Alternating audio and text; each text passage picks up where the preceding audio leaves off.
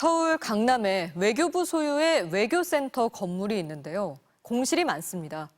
그런데 외교부는 에이펙 정상회의 추진단을 만들면서 따로 수억 원의 임차료를 내고 다른 빌딩 사무실을 쓰고 있는데요. 혈세 낭비라는 지적이 나옵니다. 조희영 기자가 취재했습니다.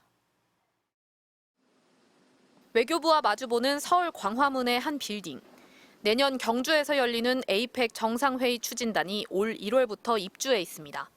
한 개층을 홀로 쓰는데 이번 달 임차료는 3,700만 원. 쓰는 공간이 계속 늘어나면서 올 한 해만 3억 원을 내야 합니다.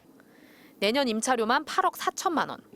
그런데 이 건물을 재건축하면서 이사를 해야 합니다. 이 때문에 보증금, 중개료 등 10억 1천만 원이 추가로 들어갑니다.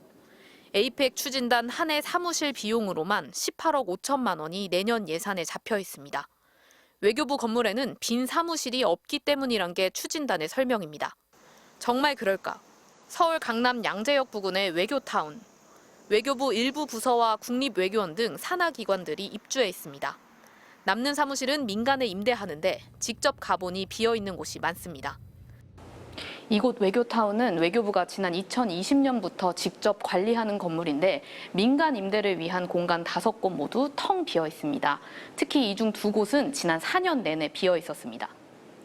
빈 공간을 모두 합치면 에이펙 추진단이 쓰고 있는 광화문 사무실보다 더 큽니다.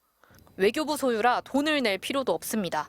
양재 이제 외교타운에 공실이 좀 많은데 굳이 여기 이제 입주를 해서 이렇게 민간 임대료가 발생하는 부분에 대해서 좀 담당자분께서 자리에 안 계세요.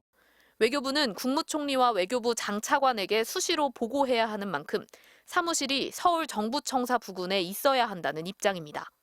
하지만 같은 서울 아닌데다 화상회의도 가능한 요즘 세금 낭비라는 지적이 나옵니다. 본인 돈이라면 그럴 수 있겠냐는 겁니다.